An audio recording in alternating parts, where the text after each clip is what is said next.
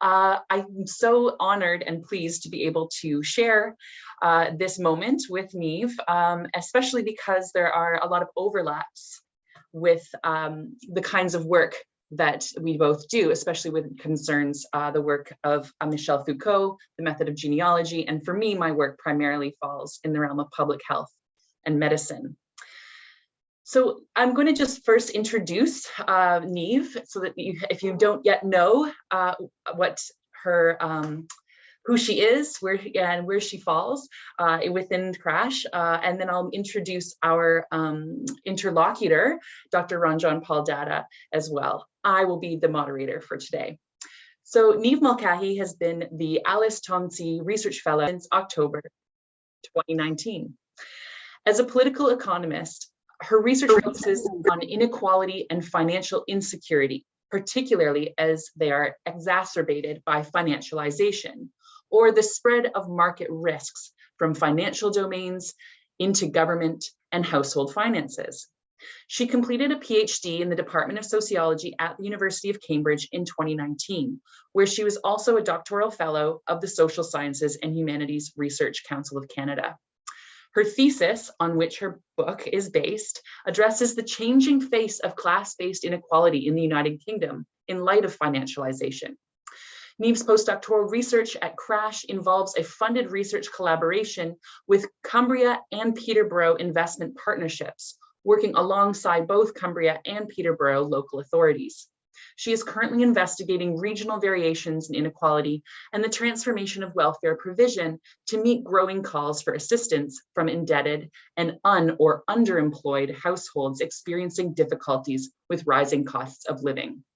In addition to this book, Neve's work has been published in the European Journal for Social Theory, the Journal for the Theory of Social Behavior, Capital and Class, Thesis 11, as well as other journals. So welcome, Neve. Really looking forward to learning more about this wonderful book. Thank you, Marianne. Joining Neve today is Dr. Ranjan Paul Datta, who is an associate professor and graduate faculty in the Department of Sociology and Criminology at the University of Windsor in Ontario, Canada. He specializes in social theory and the philosophy of social science. He received a Governor General of Canada Academic Gold Medal for his doctoral work on Foucault, political sociology, and the philosophy of science. Prior to his arrival at the University of Windsor, Dr. Datta was an award-winning educator and assistant professor of social theory and culture, and the director of the Intermedia Research Studio at the University of Alberta, where he had the pleasure of supervising Neve's honors and master's theses. Dr. Datta has published on a variety of topics, including critical theory, cosmopolitanism, anti-security, justice, zombie capitalism, Althusserian theory, Foucault, and religion, among a number of other areas. And in addition to his anti-racist activism and research, his recent publications discuss realism and nominalism with yours truly, myself, suicidality in Tehran and Canada, Emile Durkheim's approach to sanctions, and the political economy of sacrifice. At present, he's writing a book on Durkheim and religion, drawing on Foucauldian approaches to the archaeology and genealogy of the human sciences, while developing a decolonial framework appropriate to the Canadian context. The book also includes an analysis of totemic capitalism and the role of sacrifice and debt, one focus on the question of what do we owe ourselves as a way to investigate the problematization of collective futures. I think there'll be a really exciting discussion between the two of you today. So welcome, Ranjan Paul. So a few housekeeping items that I'll just briefly go over before I turn it over to Neve, who's going to provide us with a brief, about 12-minute presentation, a précis of the book to just introduce us all to its main arguments, findings, and ideas. So a few little bits and bobs here. So as usual, please keep yourself muted during our panel discussion as well as the presentation. You would be absolutely okay to keep your cameras off during Neve's presentation, but we suggest that it might be nice to do camera on if you're comfortable with that during the Q&A and the discussion, just so that it feels more convivial, given the fact that we're doing this in a virtual space. The event is being recorded, and by attending the event, you are giving your consent to be included in the recording. The recording will be available on the CRASSH website shortly after the event, so if you've missed it or you want to share it with someone else, you absolutely can do that. Questions can be asked through the chat function. Feel free to add them to the chat at any time during either the presentation or panel discussion. I would really appreciate also if you are an early career researcher that you might just indicate that, because I would like to promote the questions and uplift the early junior scholars who are here. So please do that. Also, if you would like to ask the question yourself, or if you have a comment, please just write a Q if you'd like to ask a question yourself and a C. And that way I will be keeping stack and moderating the discussion during that period. Captioning has been enabled for this event, and if you would like to have captioning, you can select it at the bottom of your screen. So please note that the captions are provided by Zoom, and CRASSH is not responsible for their accuracy or inaccuracy. We are doing our best to provide an inclusive environment in this online, virtual event. So I hope that it goes without saying that all attendees are expected to show respect and courtesy to other speakers and attendees throughout the event. We'd very much appreciate as well if you could complete the short feedback questionnaire after this session, and the survey will be sent through the Eventbrite, which is how you registered for this event. So we would really appreciate that feedback. Okay, so that's it for me for my first introductory messages here. I'd like to welcome you, Neve, to give us a brief presentation about this brand new book. Thanks very much, Ariane. I'm really excited to be able to launch this book together with both of you who have been colleagues and friends for probably over 10 years at this point. It owes so much to the theoretical debates and conversations we've been having in that time, at least since I was a master's student, I think. That it's really quite fulfilling to see some of these things finally published in full and making a contribution to critical political economy and the study of inequality.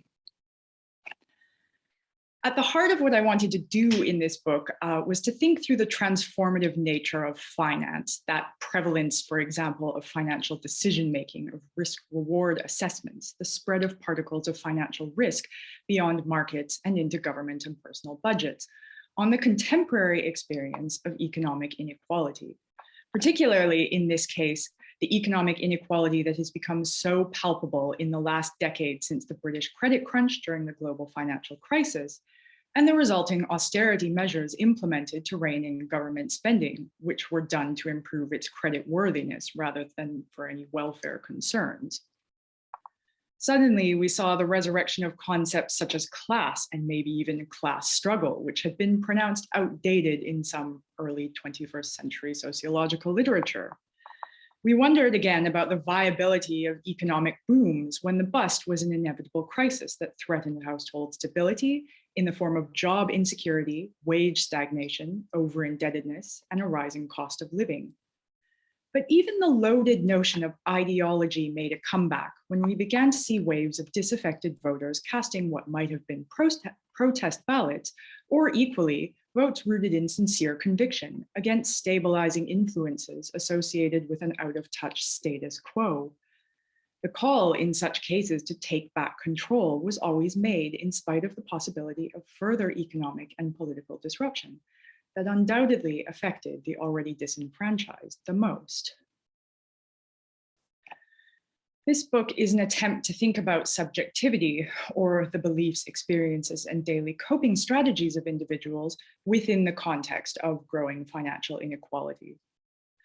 I aim to move away from the usual treatment of neoliberal subjectivity, which emphasizes the increasing individualization of subjects as a way of explaining highly competitive social relations, where we are forced to think of ourselves in the most entrepreneurial way as a sort of balance sheet of personal assets and indeed deficits that contribute to our individual successes and failures. I wanted to focus instead on the highly uneven outcomes and life chances that structure these plans, strategies, and coping mechanisms of subjects who find themselves, unwittingly or not, incorporated into a set of financial concerns. It was crucial, in other words, not to fall back on the methodological individualism of personal success stories, in which some people navigate uncertainty and manage risk more adeptly than others, especially, I thought, at a time when political and economic interests are almost certainly being inscribed through policy and legislation to change the resources individuals and families have access to. So there is a very material component here in terms of the structuring of well-being and outcomes in life.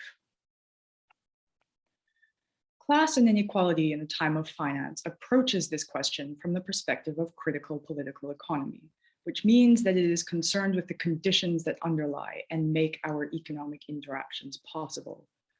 I draw heavily on the work of Louis Althusser to formulate a theory of subjectivity, which resonates with Foucault's well-known work on self-governed subjects, who learn to regulate themselves without external coercion in competitive environments. But my main aim in returning to Althusser is acknowledging the stratified environments in which subjects operate, which give clues as to the kinds of resources they're likely to have to make ends meet and sustain themselves and their way of life. And here is where the real weight of class as a theoretical concept comes into play in the book. The concept invoked is not about a classificatory schema in which people can be categorized into hierarchies on the basis of income, education levels, and type of employment. Instead, it refers back to a classical Marxist understanding of a relationship to production in its most basic sense, a question of what people must do in order to survive or even thrive from day to day. I'm not terribly interested, it probably follows, in redrawing or redefining the rigid lines of membership in 20th century understandings of class, such as a manufacturing working class, or nebulous outlines of an ever-shifting middle class. What I am interested in highlighting, as becomes clear throughout the book, are the tenuous connections we have with such means of production in an age of financial risk, such as how the historical prevalence of the British manufacturing sector has given way to new service industries which expand and contract at rapid pace and feature limited hour employment contracts to match demand. Or how education and qualifications, typically the preserve of middle-class aspirations and employment preparation, are no longer sufficient to guarantee suitable jobs or their long-term viability. The theoretical use of such an outlook is its explanatory power when thinking about the precariousness that financial risk introduces into everyday life, since it highlights the relational qualities inherent in wealth and precariousness. In other words, the benefit of some is to the detriment of others. Indeed, classification schemas based on wealth and occupation would seem to carry less weight in instances when savings can be easily eroded and employment lost to cuts and downsizing. So how do I bring this theoretical development to bear on the study of contemporary financial inequality? The simple answer is to argue that financial subjectivity, that experience characterized by increasing spread of financial risk, is overdetermined by class. That overdetermining or overdetermination is one of these tricky little concepts that shows up in various different ways in philosophy and the philosophy of science, as well as in Freudian psychoanalysis. But in this context, it takes its meaning yet again from the political theory of Althusser to express the determination of subjective experience in the last instance, in that sort of famous Marxist formulation, by economic practice. In other words, although there are varied and potentially contradictory elements and events that shape social beings, ranging from very real and rich lived experiences, identities, or personal histories, it is economic practice, that engagement with work and wages, that need for personal debt in some cases, or reliance on savings, that contextualizes how someone will make ends meet or sustain themselves to reproduce their way of life. It does not mean, therefore, that a person's behavior and actions are entirely governed by economic considerations, or that their path in life is predetermined by social standing. Instead, it acknowledges the constraints in which subjects operate and make decisions. So what does this mean for an understanding of financial subjectivity? As a broad overview, the social study of finance, which has taken an interest in the effects that financial markets and the spread of financial risk have on household finances, has seen several elaborations of financial subjectivity, which emphasize at their core a transformation in sensibilities in the direction of risk-taking attitudes, in the management of personal spending and saving. Gradually, over a period of 40 years, which typically traces its development in the United Kingdom, to the election of the Conservatives under Margaret Thatcher in 1979, a sense of self-reliance with an emphasis on the importance of personal responsibility has spawned a new kind of individualism, promoting the achievement of personal success in competitive and unforgiving circumstances. This is not just about taking charge of your own circumstances to pull yourself up by your bootstraps, though, even if the rhetoric of the Thatcher era was clearly driven by the desire for a small state which provided minimal welfare and social support in order to promote individual industry. Instead, the expansion of personal finance services, which includes consumer debt, but also investment products such as unit trusts and mutual funds or private pension options, has introduced varying levels of financial risk into household budget management. The upshot is not simply thinking of yourself in competition with others, but a weighing of risks and rewards as, for example, when savings are invested with the hope of earning higher returns in the future, or debt used to service a mortgage that is meant to generate equity in the long run. In typical Foucauldian fashion, subjects are individualized as entrepreneurs of themselves, as they strive in the competitive world of work and even in the personal realm of self-improvement to develop abilities, take calculated risks, and make trade-offs that will maximize professional and financial outcomes. The world of risk management is no longer the purview of professionals working at banks and with financial concerns. It has become a key component to the success of self-reliant everyday entrepreneurs. As such, risk-taking is rationalized as an efficient way of generating higher returns, which can be used, perhaps ironically, for future personal stability. In this literature, risk is normalized as an inevitable part of financial management through the expansion of the consumer finance industry, the reshaping of social services and welfare provision, and through education itself, as financial literacy programs introduce concepts of investment and responsible debt management at earlier ages in school. The point, ultimately, is not the irrationality of new investors or heavy debtors taking on so many financial obligations, but rather the discursive framing of financial risk as a necessity in everything from making ends meet to getting ahead and generating wealth. These lines of thought have certainly generated a lot of interesting scholarship into the study of finance and its effects on household, as part of a turn toward the study of everyday finance, or the financialization of daily life. It's a direct response to what were perceived to be shortcomings from political economists who focused, it appeared, exclusively on financial markets, instruments, and expert actors themselves at the expense of an interrogation into shifting arenas of risk in consumer finance and everyday life. But as I make clear in my book, the examination of everyday entrepreneurialism as the creative and competitive management of personal finance development and advancement leaves open the question of how, in the absence of a theory of stratification and inequality, to conceptualize those who fail as entrepreneurs of themselves, falling into unmanageable debt or facing the painful possibility or even reality of poverty. An appreciation of financial subjectivity as overdetermined by class allows us to see how the stealthy management of financial risks can quickly become a punitive regime of servicing debts structured by debilitating repayment schedules that deplete savings, if they even exist, when the means and resources one has to reproduce oneself and family are already meager or precarious. In this way, the spread of financial concerns and financial risk certainly has a stratifying effect, rather than simply an individualizing or separating subjects, as is so often emphasized in the work that takes its theoretical cues from Michel Foucault alone. The book therefore puts a political economy spin on the study of everyday finance by examining the structural shifts in Britain that give rise to subjects of finance in the first place. The election of the Thatcher Conservatives in 1979, for a total of 3 terms in office spanning over a decade, grounds consideration of the rise of the personal responsibility narrative, which discourages reliance on welfare. The gradual liberalization of financial markets has allowed the consumer finance industry to flourish in such a way that loans, credit, and mortgages are readily available to suit all manner of customers, no matter the risk they pose for default.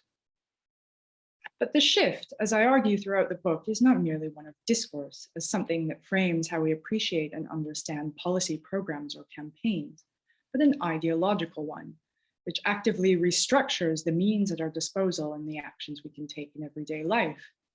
And here I refer once again to the material ideology of Althusser's ideological state apparatuses, in which interests are actually inscribed into the functioning of government, policy, and institutions. So I'm not thinking of it as something that's deliberate, as a set of ideas that are deliberately misleading and designed to confuse or obscure. In this case, the materiality of ideology lies in the material effects that institutions and policy programs have on everyday ways of life and the ability to make ends meet, as the introduction and spread of financial risk alongside the restructuring of reduced welfare provision fundamentally change subsistence and normalize new ways of life. Conceptually, I think these are some of the biggest contributions in a book which aims to shed light on the sliding scale of inequality introduced in the financial era. I know, of course, that Ron, John Paul, and Ariane will have questions aimed at unpacking a lot of what's been detailed here, and so I turn it back over to them for further discussion. That was great. Thanks so much. I always love hearing authors kind of describe the books, especially because like the process of writing a book is so long, right? And so your own thinking can change, and like the things that you think are really important might shift over time as well.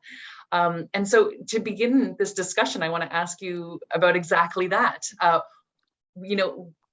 Why did you write this book, right? Like what drove you to this topic? And as your first book, like how was the experience? Well, it won't surprise you at all, I don't think, that this book is the product of a PhD thesis. So in some sense, there is a ready-made piece of material there that is worthy of being exploited. But I think in an academic context, what I really wanted it to respond to were debates that come up, I think, within the social studies of finance on the place of class and inequality within the study of finance more broadly.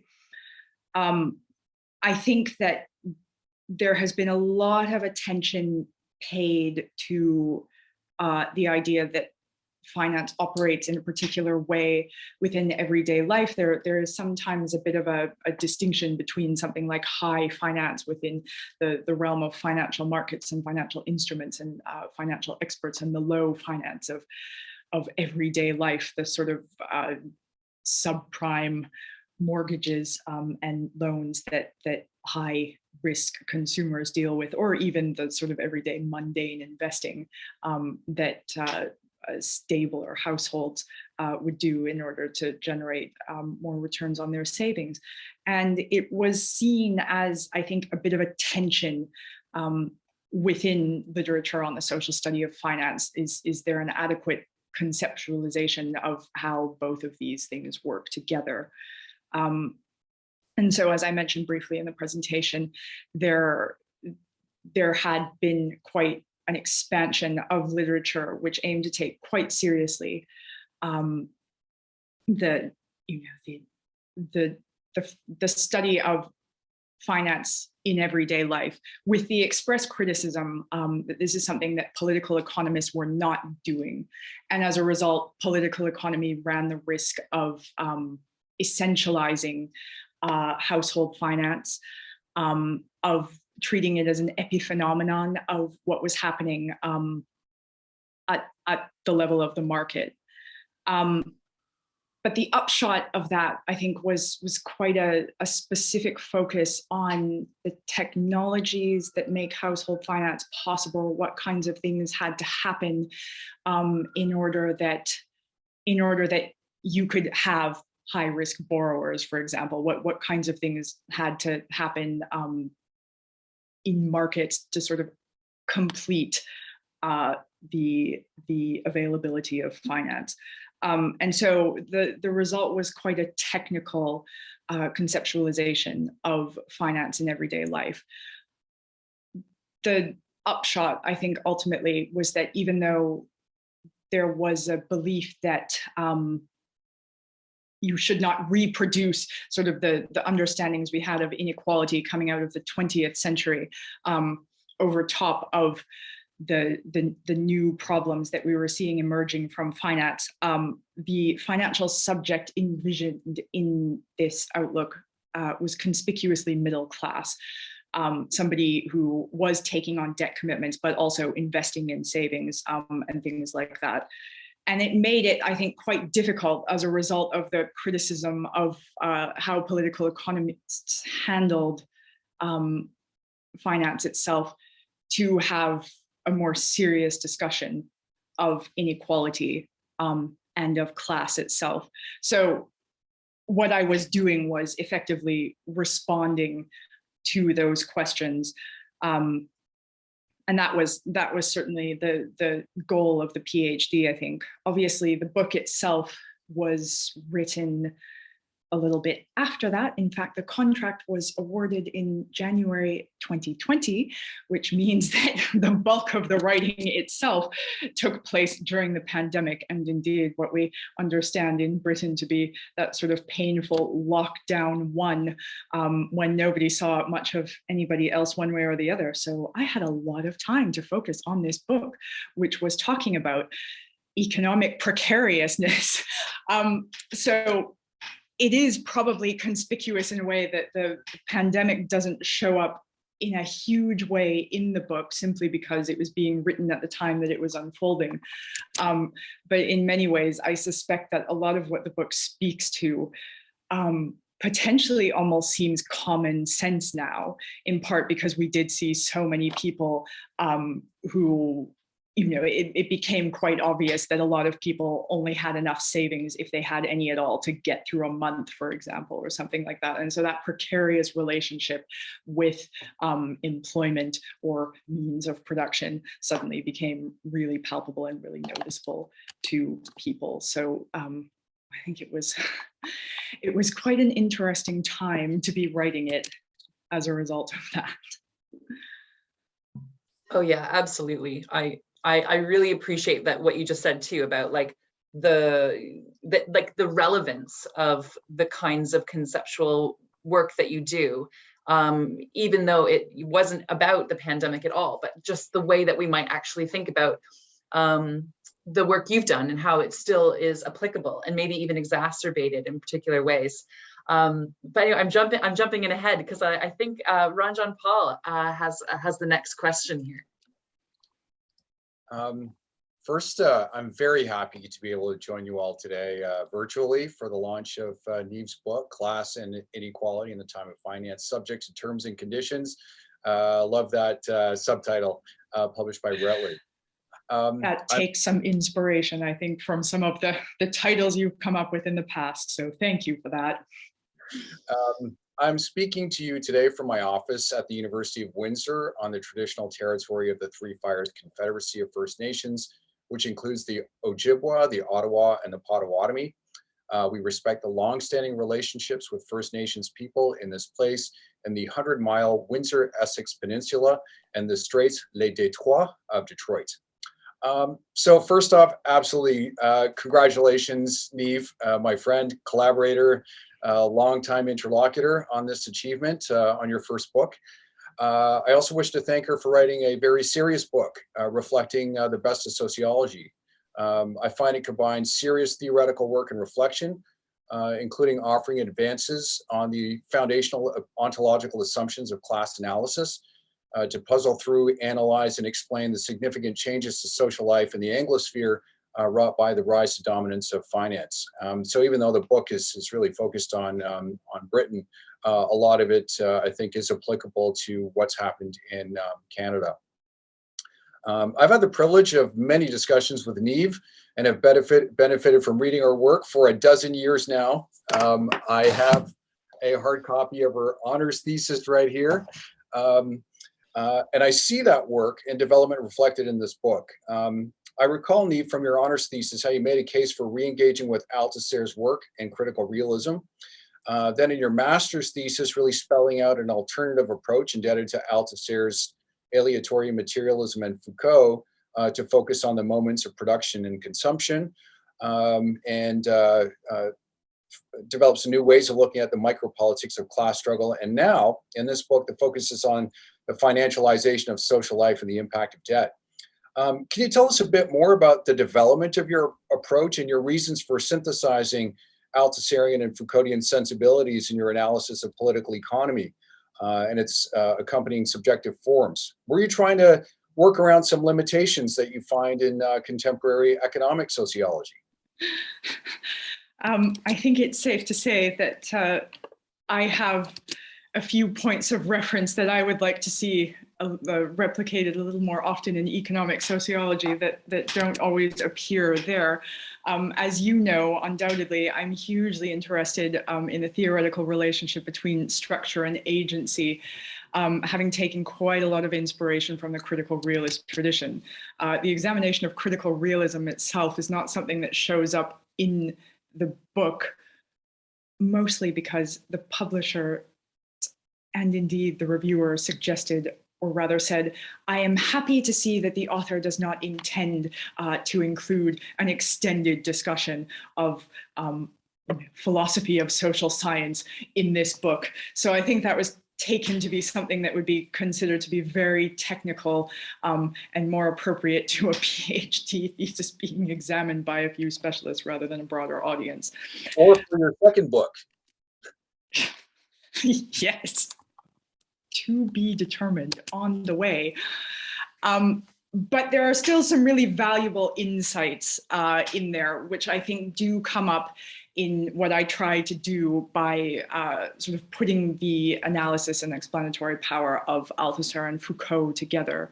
The materiality of social structure has always struck me as an important ontological condition of thinking about social relations and social formations in order to understand how subjects are formed within those contexts.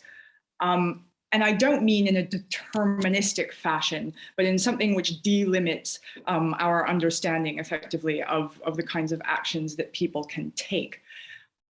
But I don't want that to come across as being excessively pessimistic about the importance of agency itself. And indeed, I don't think something like critical realism dismisses the role of agency, because of course, there's an impermanence to social structures, especially in the fact that they have to be constantly produced and reproduced. It's not just enough that they don't exist as something monolithic. So there has to be some way of understanding how subjects whose actions are certainly contextualized within the social relations that they exist also affect either the reproduction or transformation of social structure. And I think that's something that comes out very interestingly and in different ways with the work of Althusser and Foucault.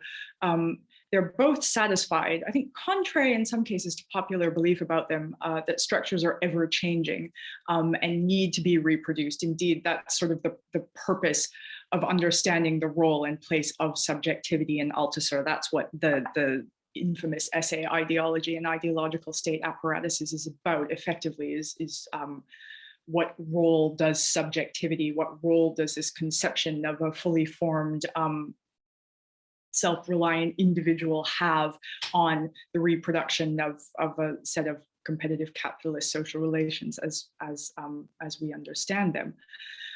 The difference, of course, is that Foucault offers a slightly flatter ontology that's meant in the first instance to get away from the problem of class, which is why, for all his thorough work on the individualizing effects of subjectivity, I think we still need a reference to Althusser, who can tell us why such individualizing effects, which he elaborates less thoroughly. Obviously, we will have seen the books devoted by Foucault to the different ways in which people can be disciplined and governed in their individuality.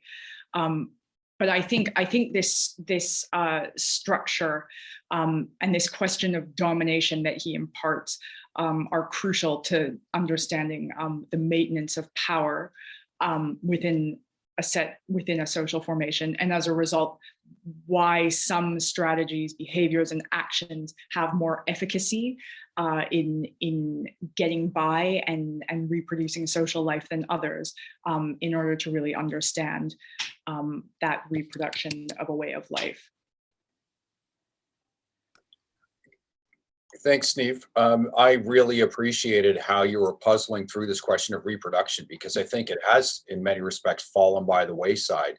So, for instance, one political economy session I was at, probably around 2009, we're discussing the global financial crisis, and we came to the point, well, is there actually a crisis? Because the machinery seems to somehow keep going. And of course, the techniques of finance were central to that. Thanks, Neve. Thank you.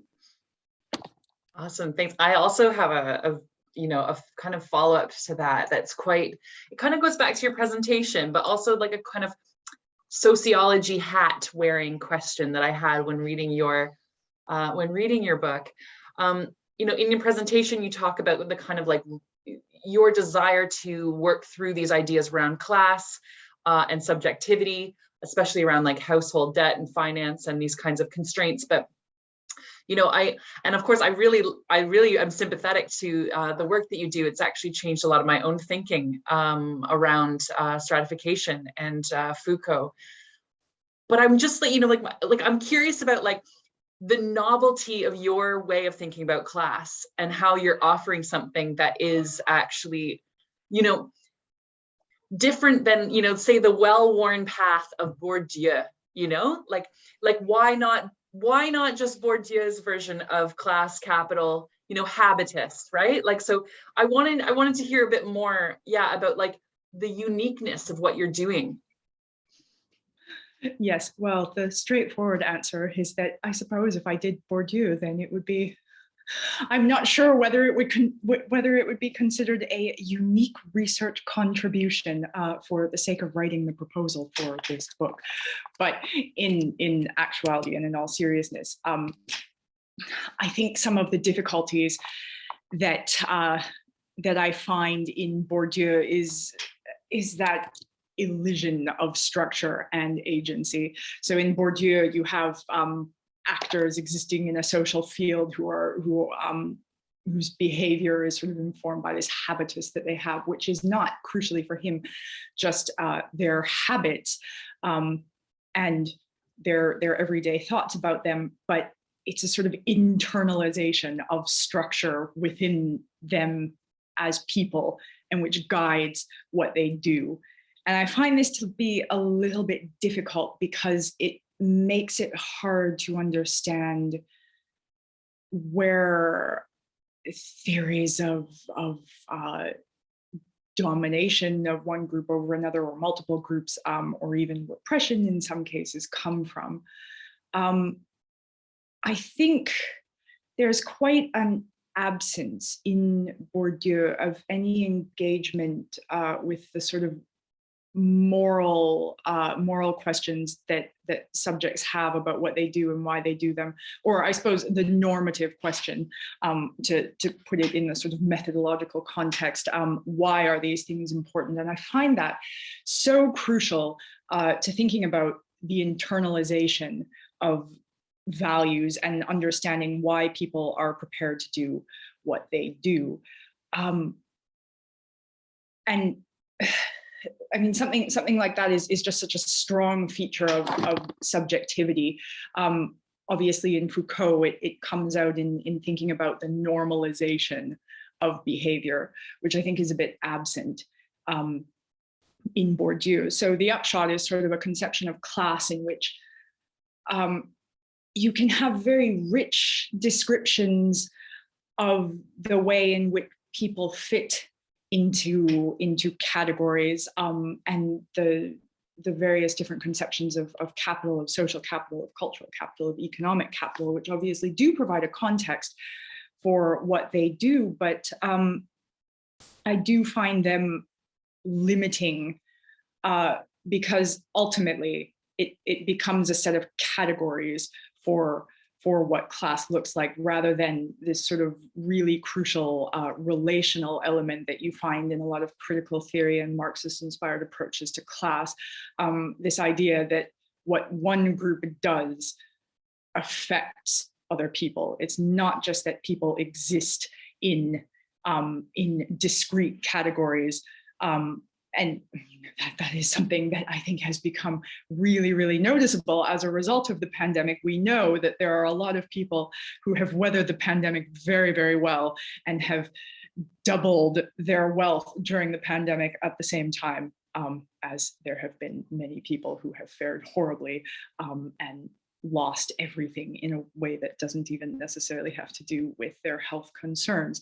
And so that's a question that I think is a bit more difficult to parse out in a Bourdieusian sociology. I think Bourdieu has quite a palatable sociology. I think it's quite thorough, and I think it's very relatable in certain circumstances. And I'm not entirely sure that the current circumstances are very palatable to the way that most people understand what's going on in their financial life right now.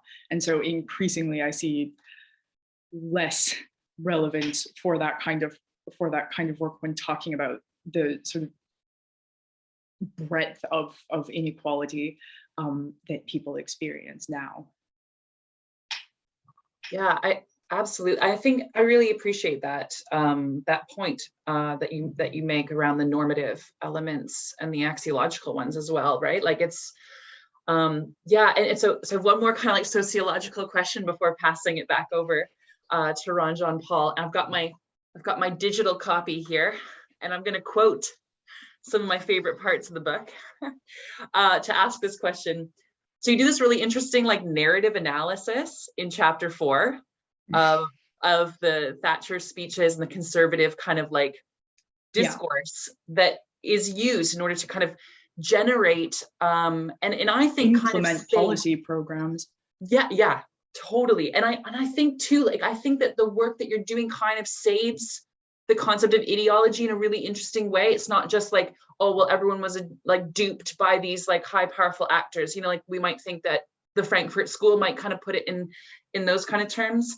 But I just wanted to like just, you know, hear more about that, but only because I want to share some of the brilliant phrasing here. But you talk at the end of chapter 4 about how there was this production of a systematic narrative that was key to the political success, as well as the engagement of financial subjects with the economy itself, because it provided a set of semantic relations that structure and otherwise disjointed or even unsettled a series of experiences. And I just really appreciated that, the way that you did that, like very empirical work, while working within this, you know, really theoretical problematic that you had synthesized and constructed for yourself. So I think I want to hear more about that, like the semantic relations, the structuring conditions, what the experiences were like, and how we might think about studying something like ideology now, using that analytic. Obviously, as I pointed out in the presentation, the concept or the way that I understand ideology owes a lot to Althusser. He is very prevalent throughout this book, which would begin, understandably, in the Ideology and Ideological State Apparatus' essay. And in that sense, we find an understanding of it that is, obviously, he wants to move explicitly away from that concept of ideology as a set of ideas which any one group or person possesses, and which express just pure interests that are meant to confuse and sort of disconcert others. It gets, I think, back to that normalizing question that we talked about with regard to Pierre Bourdieu, because this idea, I mean, and it probably is written many, many times within the book. I like this phrase, inscription within institutions, inscription within policy programs, because it really gives weight and credence to the way that these are structured around. It can be something as blatant as interests. I mean, there is no doubt that when something like the Conservative Party sort of publishes a manifesto, they have a set of interests for groups of people that they are trying to appeal to and wish to be elected by. And I don't think that necessarily needs to be a vulgar sort of suggestion that therefore everything is dominated by a specific group of people. But I think what it does is sets a standard through the way that ideas and discourses are discussed and debated and eventually sort of find their way into policy programs, eventually become legislation. Then we have a material component to the interests and the concepts that people discuss. Suddenly we have, the normalization of ideas about welfare recipients being lazy and overly reliant on the state or something like that, and that is normalized through policy that attempts to wean them off benefits by making benefits really difficult to apply for, by making them unapplicable to what people need, by doing things like encouraging renters to get on the property ladder by getting a low introductory rate mortgage, which is sort of sponsored in part by the government, at the same time as making something like social renting, sort of equalizing that with private rented market rates. All of those things represent sort of the way that interests are diffused throughout in a very material way, in a way that affects the resources that people have to make ends meet and get by. So it's not just that people hear things and they think that they either agree or disagree with them, or that they are misled by them. It reflects very concretely the way that they're able to go about their life as a result of the institutionalization of these interests and the sort of consistent normalization of those through policy. It's obviously really difficult now to undo a lot of the legacy, the sort of legislation and policy legacy of the Thatcher government. And I think that chapter explicitly sort of talks about how New Labour under Tony Blair built on that. So we're not just talking about a set of ideas that can be challenged by somebody, but sort of a standard that is set to which everybody must now has been normalized to such an extent that everybody has to respond to it more or less as a result of material apparatuses. Absolutely. Oh my gosh, we have so many more things to talk about. But back over to you, Jean-Paul. I know you have a few questions. Neve, given your approach to class and finance, might we, doing work on social inequality, economic sociology, political economy, might we need to rethink how we measure wealth? The standard way we think about it is wealth is assets minus liabilities, or assets minus debts. But as Leo Panich and Sam Gindin point out in their opus, The Making of Global Capitalism,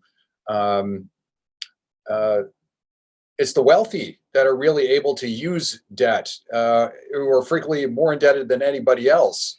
And they're able to use wealth to continue to accumulate assets. So, our sense, whereas that's obviously not the case for the vast majority of working people. So what's your sense on how we should rethink wealth and rethink the sociology of inequality from that vantage point?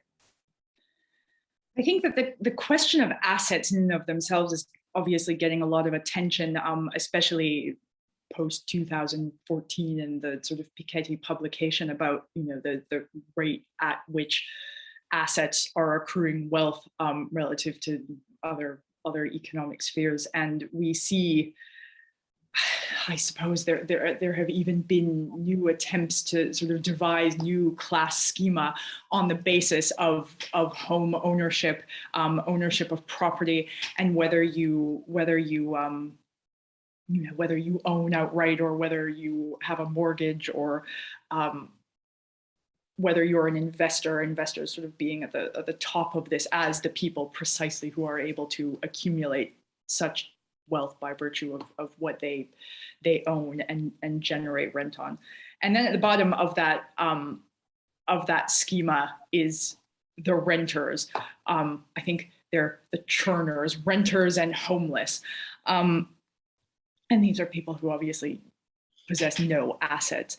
And this is obviously the fundamental distinction, I think, and part of the difficulty that I have in accepting the idea that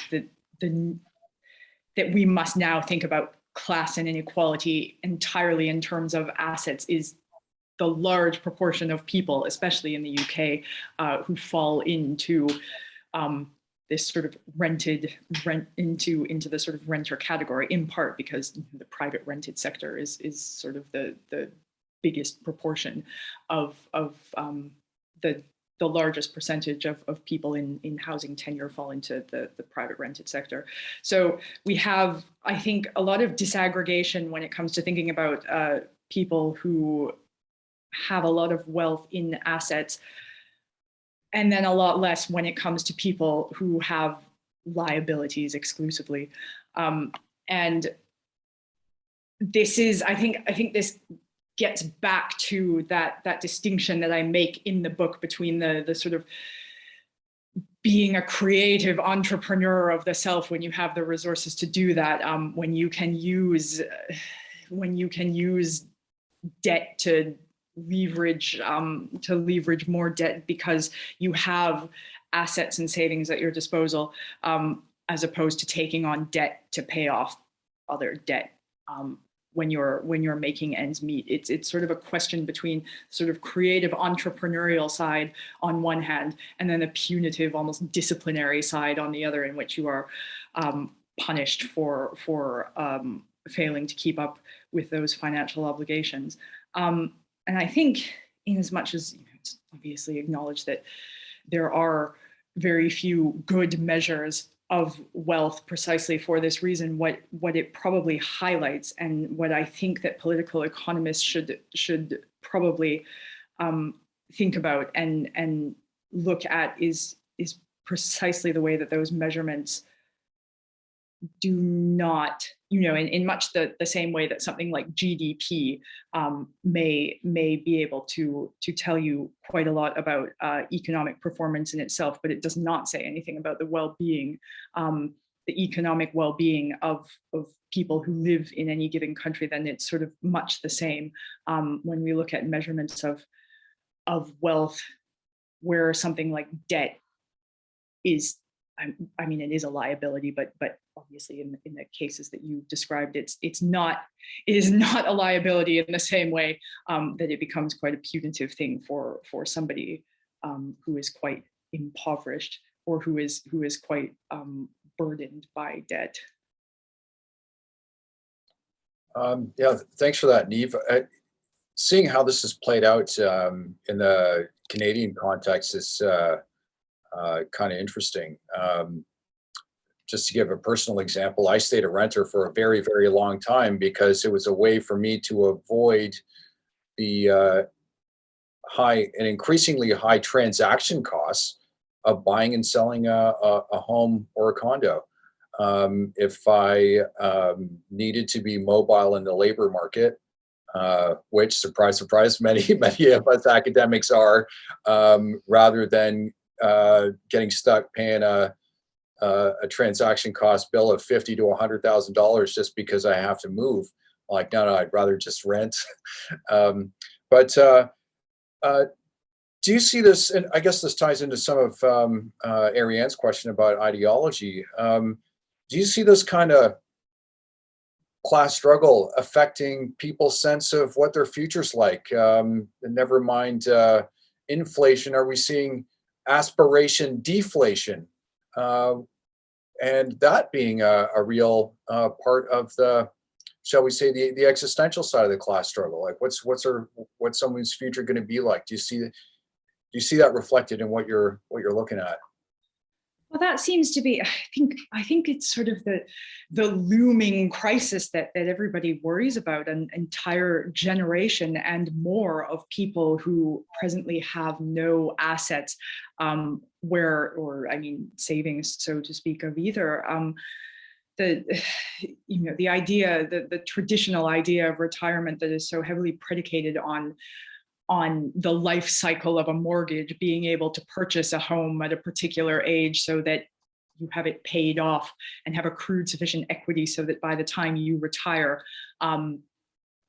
you're able to sell that as the means, in addition to whatever pension and other products you have, serving as an income in retirement. And obviously, we just now see so many people who are not by the point in the life cycle when they should have paid off part of their mortgage, are nowhere near even being able to buy anything, or are finding that their rent payments are more than the payments that they would make on a mortgage, but they are still considered to be too high risk in order to really qualify. And I suppose it's probably compounded additionally by the other area, which I think is considered within labor economics and related disciplines to be one of the major areas of struggle these days, which is the benefit that people accrue for their work. There are so many people who simply don't, because they work 0-hour contract jobs, or they work jobs which provide exactly enough hours to not be considered full-time and therefore be entitled to pensions and benefits that way. So I think there probably is a real concern about how a lot of people are going to be able to retire. And I wonder if the only reason it doesn't receive more attention as a sort of looming crisis is because at the moment there are just so many considerations about how they make it from day to day in the present. But I think it probably highlights, I think a lot of economic historians like to point out that some of the things we're seeing in the UK today look remarkably like they did in the 19th century. And so the development of something like the personal pension, even these sort of defined benefit plans, which we don't see very much of these days, because we have instead a defined contribution in which you get an amount on the basis of what your contribution and the fund is worth when you retire, rather than a specific guarantee from your employer about what you'll get. But it's often pointed out by economic historians that the defined benefit plan was still sort of devised in the context of a managerial class on the basis of earlier formulations that didn't really take much account of what workers were going to do when they retired, in part because lifespan was so short, or noticeably shorter for people in the traditional working classes than their managerial counterparts. And so in some ways, we probably see a bit of a resurrection of those problems, and a difficulty in thinking about that. And it is not surprising as a result that they do characterize a lot of labor disputes now, because there has to be so much thought about an uncertain future. Great, thanks, Neve. And then I guess two more questions for me to wrap up. One big one, and maybe another a little smaller. I'll start with the small one first. So I'll ask them both at the same time, and then you can elaborate as well. What's next for Niamh Mulcahy? What are you working on these days? What can we see coming down the pipeline from you? And then second, a kind of bigger programmatic question for all of us who are interested in these things. Where do you think economic sociology, or the sociology of finance, should go? I know for a lot of Canadian sociology, there have been long-standing links between political economy and sociology, but some of those have fallen by the wayside. I mean, some of this goes back to the work of Harold Innes at the University of Toronto, but then another generation coming along, people like Leo Panich or Meg Luxton, Heather John Maroney, Gordon Laxer, one of our colleagues from the University of Alberta. Yeah, so what's your sense about, where does economic sociology need to go? Where might political economy and sociology go? Thanks. I think that the work I'm doing now, I think sort of falls into in a broad way under the heading of the public cost of personal debt or personal hardship. What I'm doing at the moment, which involves a sort of very generous interest and research partnership with various local authorities in the United Kingdom, sort of really emphasizes the difficulty that a lot of communities and regions are dealing with as a function of the end of industrialization, the financial crisis, the difficulties that people have in communities as a result, but crucially, the effects that this has on their local economies and government itself, which sort of struggles to be able to provide sufficient welfare provisions, which they have a requirement to provide. And I think one of the reasons it is difficult is because we see now that people who struggle, people who are in debt or on the verge of becoming homeless are not people who are exclusively unemployed or not people who are dealing with traumatic life events such as the breakup of a family or addiction or death of a breadwinner or something like that. They're people who have multiple jobs or full-time jobs, and the cost of living simply escapes them. And so there is a difficulty in anticipating how many people are going to need assistance and services. And it really complicates this austerity narrative that certainly begins as early as Thatcher, that people can just be cut loose, and those who succeed will do well for themselves, and those who don't will. There is in this relational quality again a way of the people who struggle and suffer are not just externalized, but do in fact have consequences for the flourishing of local economies, for the viability of local government and assistance that way. So it's a very interesting complication of this austerity narrative, I think. And so the work that I'm doing feels like sort of a good classic piece of sociological imagination, I think. It is obviously informed by lots of theoretical and philosophical developments that always seem to, in some ways, get away from that. But I think the idea of structure and reproduction comes back into this in this way, in terms of how are these things viable? How is life for people in these areas viable in this sort of reproducible kind of sense? And what does this mean for the sort of distributive effects of welfare? And I think that's one thing that I aspire to see probably in economic sociology, I think, or at least where the question of the social study of finance is concerned, because inevitably the social study of finance is sort of divided between so many disciplines. It's very, very interdisciplinary, which is one of the benefits of being a research fellow at somewhere like CRASSH, which has an interdisciplinary mandate. And of course, the work draws on economic geographers and economic anthropologists and heterodox economists themselves.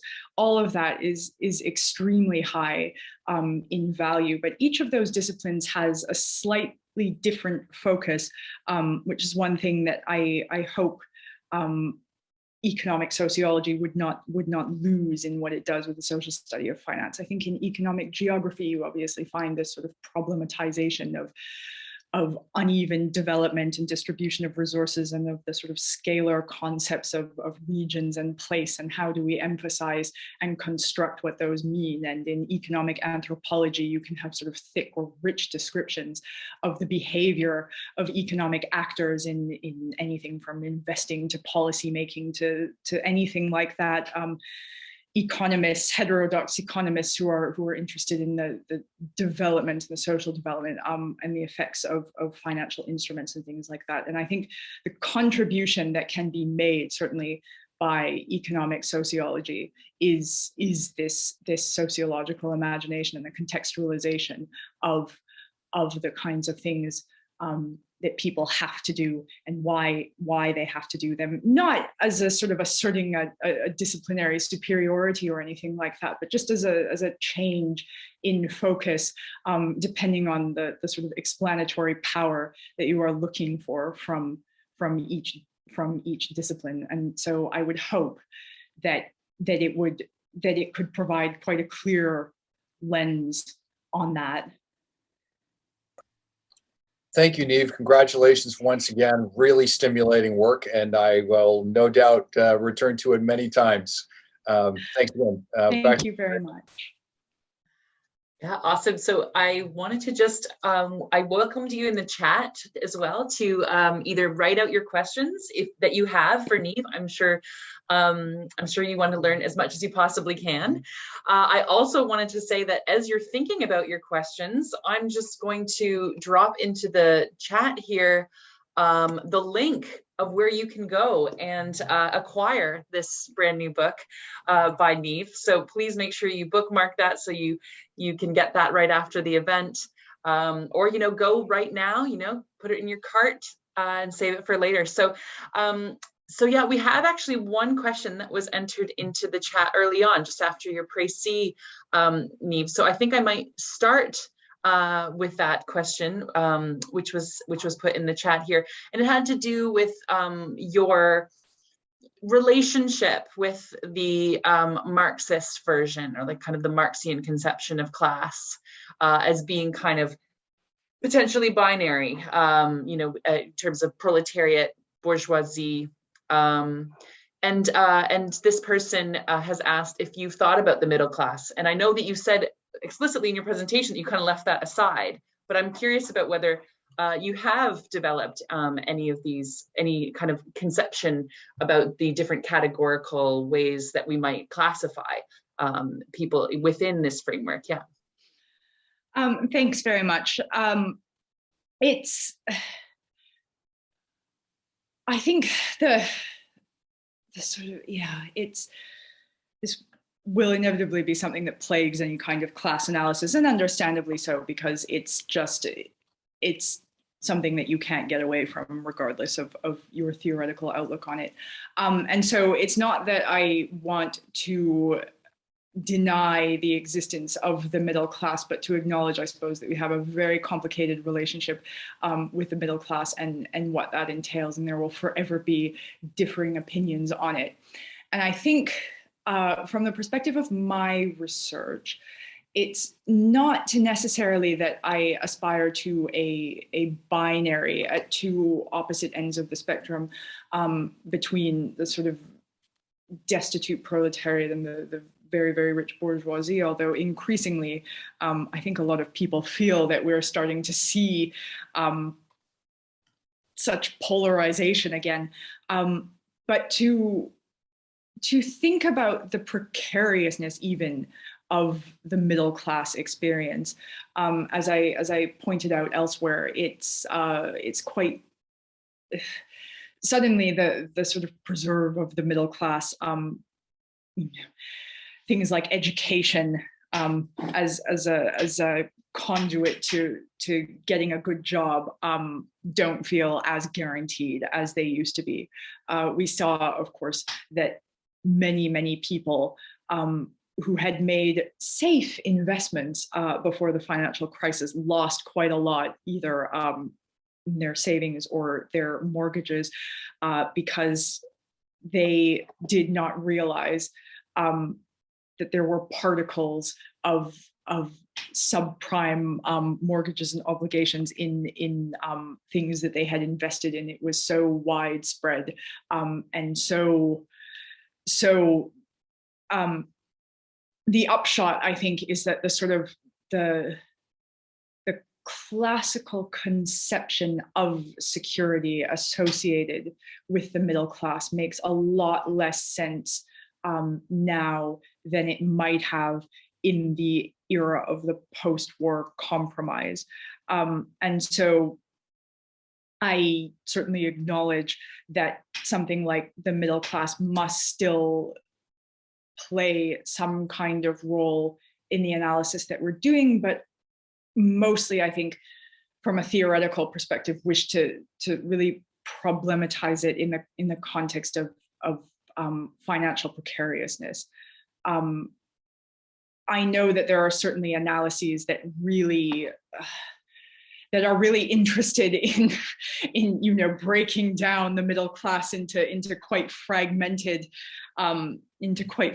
understandings, and I'm thinking obviously in particular of something like Mike Savage's work on class, which again is theoretically informed by Pierre Bourdieu, in which he has devised a sort of many-layered schema or hierarchy of what what class looks like in Britain in the 21st century. And I think all of that is quite interesting in its rich description, but the overarching problem, as far as I am concerned, that precariousness, that sort of unhedgeable risk associated with income and savings is always there, regardless of the number of classifications that you have. And so the thing that I'm interested in is not necessarily the strict binary of it, but what is implied in that conception of the relative surplus population and the precariousness of that experience.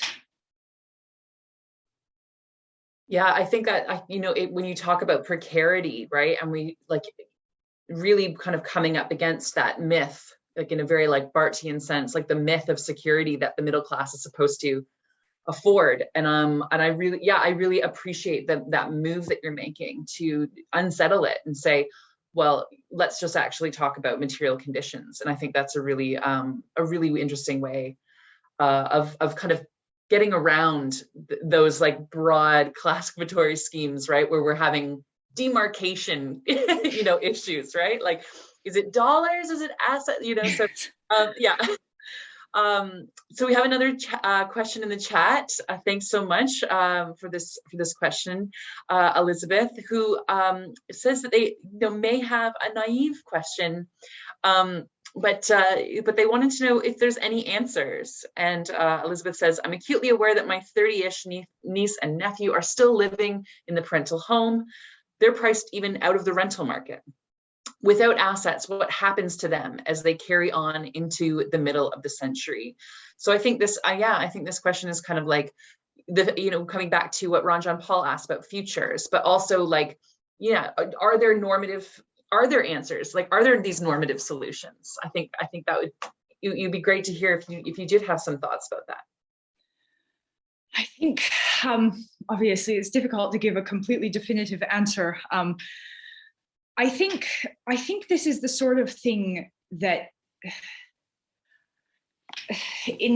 obviously in the current circumstances, it does seem quite overwhelming, and the trend is certainly that yes, a lot of people who sort of normatively speaking should be self-sufficient and on their own are just relying on a lot of generational wealth or assistance that historically they wouldn't have had to.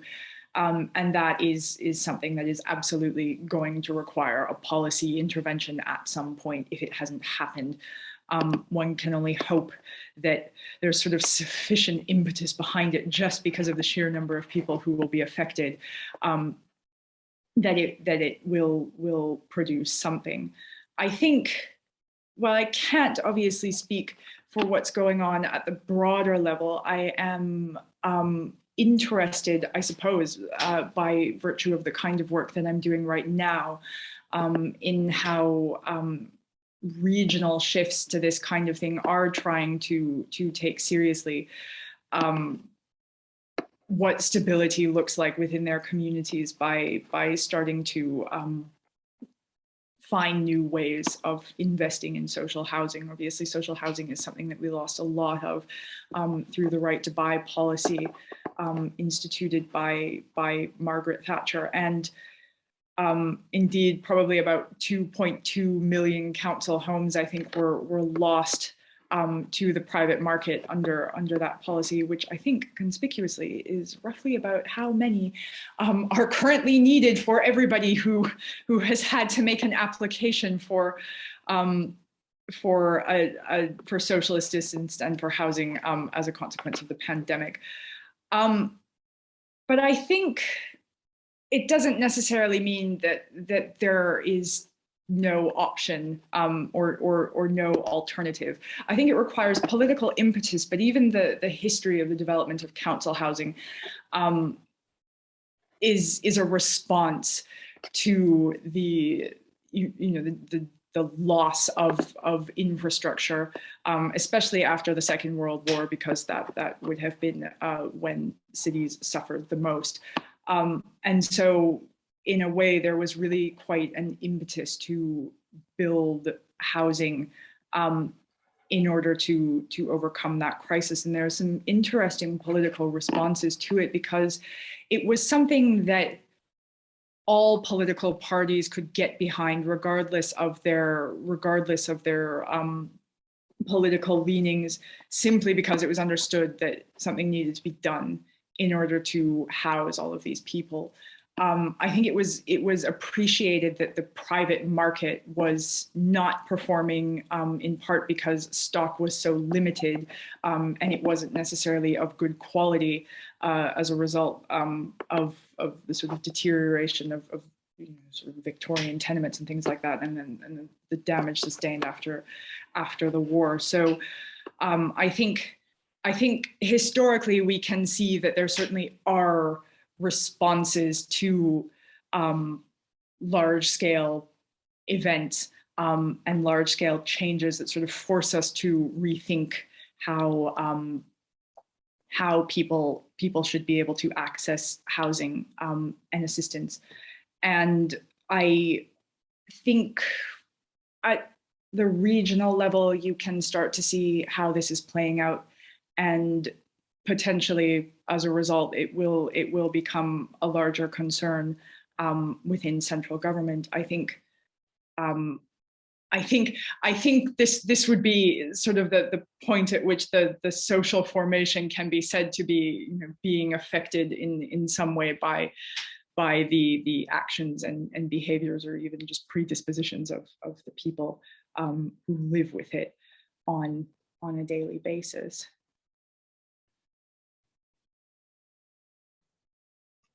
Yeah, absolutely. I think, I try to ward off that pessimism that kind of creeps in, right?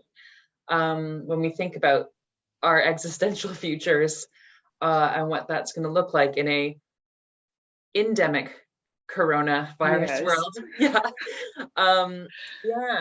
But I do want to just, invite others from the floor. If you'd like to ask a question, feel free to raise a hand, put a Q in the chat. I'm sure you have lots of ideas maybe you want to share with Neve. So I'm just going to keep that open.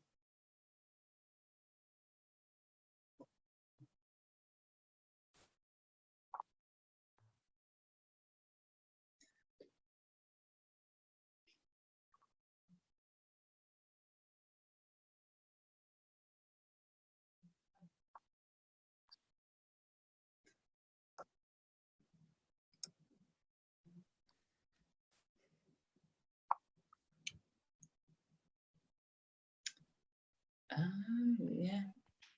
Did you want to ask that question, Elizabeth? And also I see Ranjan Paul has another question as well.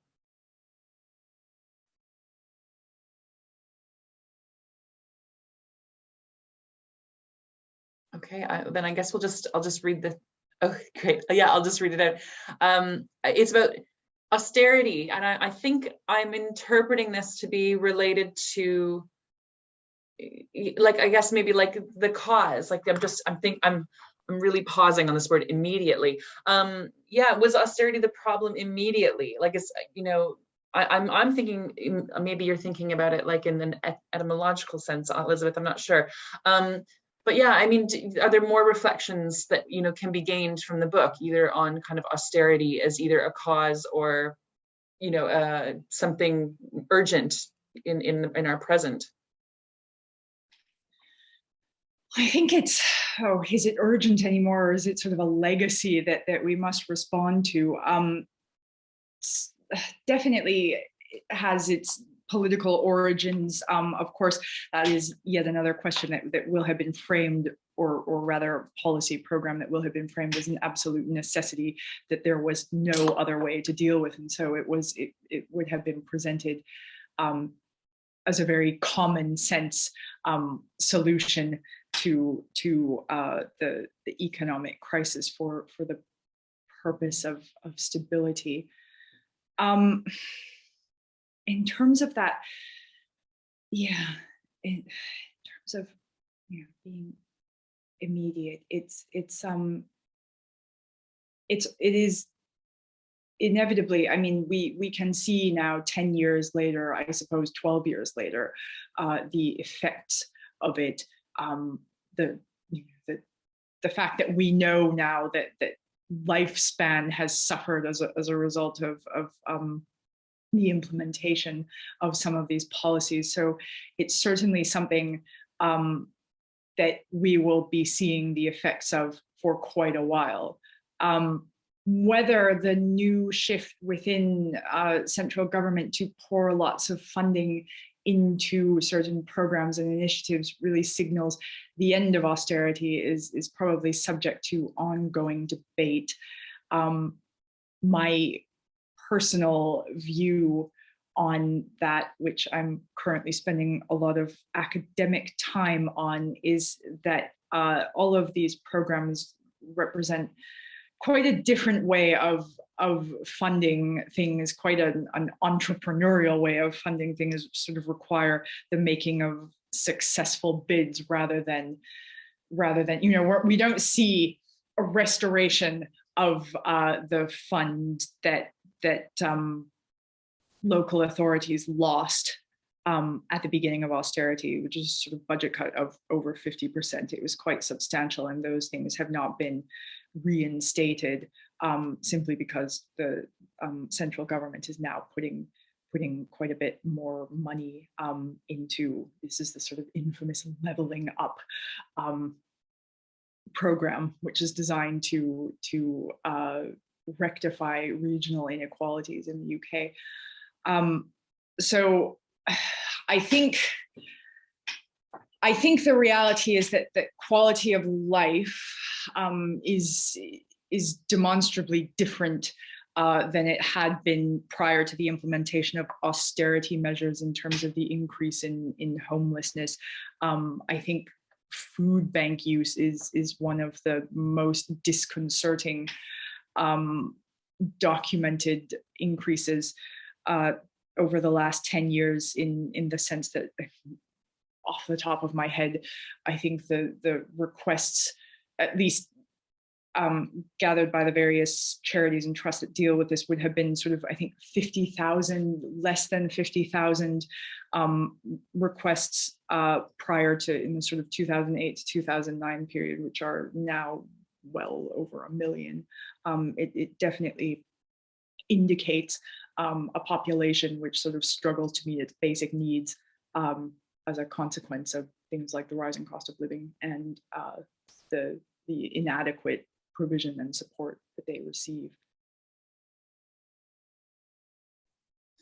Yeah, absolutely. Really dire situation. I really appreciate you highlighting too, like the actual observed effects on people's lives, not just quality, but also longevity, right? And how it's like we have the data for that now. You know, we don't have to pretend or imagine its outcomes. Yeah, and so yeah, there's, I think, I don't know, I'm feeling again that the frustration, I think, that maybe you might share in a lot of in thinking about a lot of these issues.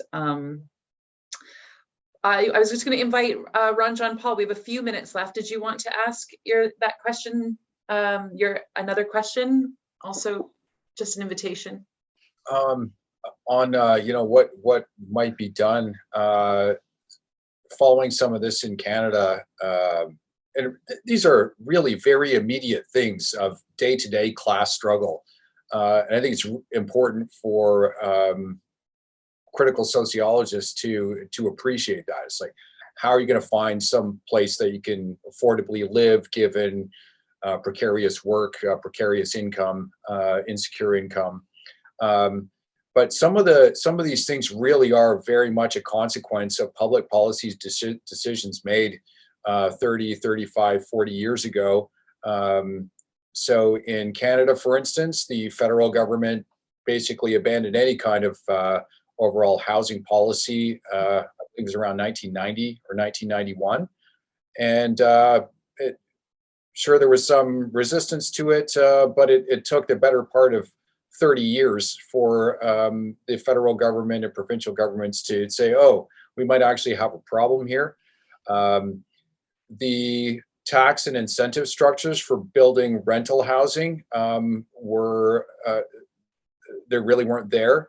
Municipal governments have stepped up to the plate. So I know here in Windsor, we've had a dearth of rental housing. There wasn't really any rental housing built for a generation. But the municipal government said, look, we can remove some of these development fees if you're going to build or redevelop things for rental housing. So there are policy things that can be done. The question is how do we get that push to do that? Other things I think might be worth exploring further. I know a few years ago, Australia was playing with the idea of making something like the first $250,000 that a person earns completely tax-free, such that people could accumulate or develop some assets. And then after that, okay, well, then you have to start pay income tax. I think these are tools to really explore. Others are why are credit and credit facilities strictly the purview of private enterprise? Is there some role for making credit a public utility? So there still are ideas floated around about why isn't your local post office able to offer at cost credit facilities to people? So, you know, these ideas are out there, they're around, but, you know, exploring the policy frameworks that have led to these problems, but then policy frameworks that can redress some of these problems, I think are really worth exploring. And crucially, I think they're immediate and I think they're viable. These aren't, you got to tear the whole system down. These are really practical, concrete, fairly immediate things that can be done to make reasonable, affordable housing for people a reality. Thanks.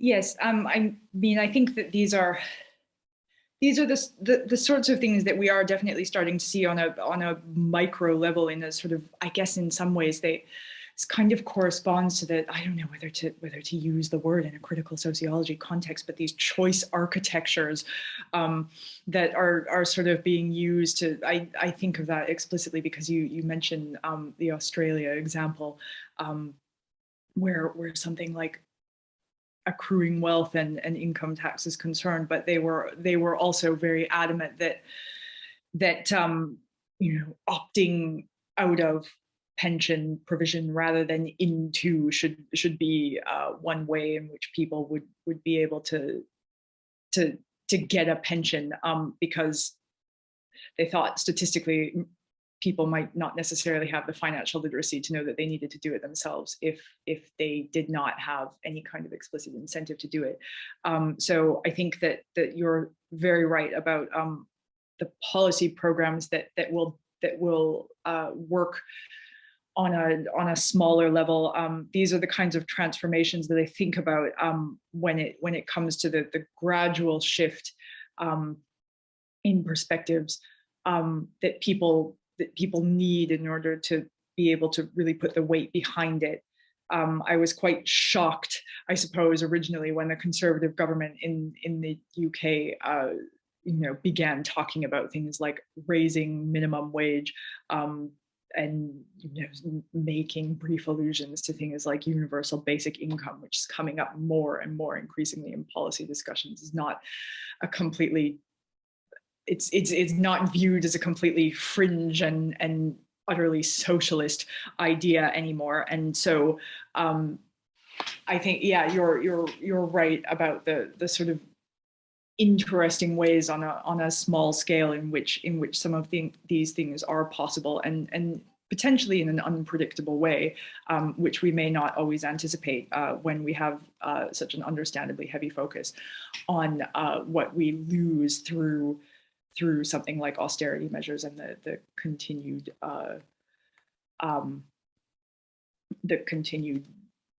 reduction of services. I'm going to, yeah, we're just running out of time, but are you available, Neve, to stick around to answer 2 more questions that are in the that are just coming up here? Okay. Yeah or no? Yeah. Okay, great. There's one here from Keith Bailiff, who I think is really getting at the circulation of your ideas, which is wonderful. I hear, Keith writes, that the Nuclear Decommissioning Authority and debt collection agency used by the large banks are taking an interest in your work. So are corporates becoming aware that financial disenfranchisement is impacting their development strategies? What's your sense of that? And then after that, we'll have one more question from Michaela as well. Yes, thank you for this opportunity to be self-promotional, I suppose, because yes,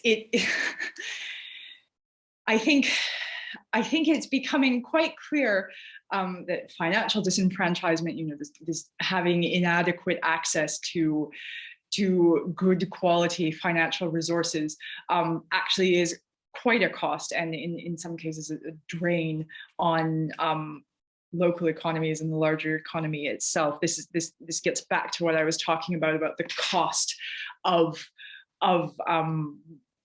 household failure, I suppose, failing as in a sort of entrepreneurial way. And so I think where something like local authorities are concerned and their the ways that they have devised to come up with a way of funding needed welfare provisions effectively, have taken an interest in these kinds of questions in quite a useful way, either from the perspective of the need to be able to improve quality of life within communities, or from the more fiscal question about cost that people in financial crisis produce within the system itself. Obviously, if you have many people who are suddenly in need of being rehoused as a result of sort of imminent homelessness, and you don't expect that onslaught, then that can result in significant budget overrun. And so, yes, I think that one can see an interest from a lot of different kinds of community stakeholders in a sort of either corporate or government capacity, in the way that local economies can sort of be regenerated through addressing this sort of serious financial inequality and disenfranchisement. Awesome. Okay, Michaela, did you want to still ask your question? Sure, I guess I can ask it very quickly and no pressure to answer in any kind of depth. I love this. It's been wonderful hearing, and I've got so much to read and digest. But I wanted to ask you, I guess, off the back of what you were saying a minute ago about some of the public policy changes that, or that could address the issues you've been highlighting. In talking about the demand for those public policy changes, obviously a lot of what you've been talking about up till now is about how whether it's legacy effects of 30-year-old public policy changes or continued austerity measures, there are certain interests that are institutionalized in these public policies. So I guess what I'm interested in is how we get other interests, notably the interests of the people on the pointy end of this kind of financial precarity, to organize and become institutionalized in public policy alternatives. So I guess my question is about organization. Does your work speak to either the potential or the challenges for organization by people stuck at the bottom of this particular mess? I think that in terms of the actual organization, it's something that has been difficult to think about, just because in a lot of ways it has become disparate, and very deliberately so. Obviously, I think you will be aware of the effect of all of these kinds of policies, the precariousness, and the sort of deliberate introduction of working policies on what happens with unions in the United Kingdom over the last 40 years. So I feel quite conscious of the way in which there is quite a, in addition to what's happened with these policy shifts and the institutionalization of certain interests, there's also an institutionalization of distrust, I suppose, when it comes to listening to people who are experiencing these problems. And I think that there is definitely a deliberate nature about that. I think when it comes to thinking about in a very abstract and theoretical sense, that sort of reproduction or disruption and transformation of the social formation, this is where something quite contingent and aleatory is important. It's that nothing is monolithic, and the gradual shift of interests is already quite interesting in that regard. And so it sort of lends itself to the strategic manipulation of the moment in order to be able to say things which I think might not necessarily have resonated even as strongly before the pandemic, or before. I think we see a lot of instances now in which things can be said that are accepted much more readily now than they might have been, where the need for something like public housing was concerned, just because we have seen how the starkness of the fact that so many people would just not have enough savings or something like that to get them through more than a month, if even that. And so I think that there is a bit of exploitability in these kinds of situations for disrupting this kind of common sense idea that we have had about provision and the necessity of provision. And I hope that it does really counteract some of the really rigid small state, every person for themselves discourse that we've seen in a lot of policy measures. Thank you so much to everyone for their questions.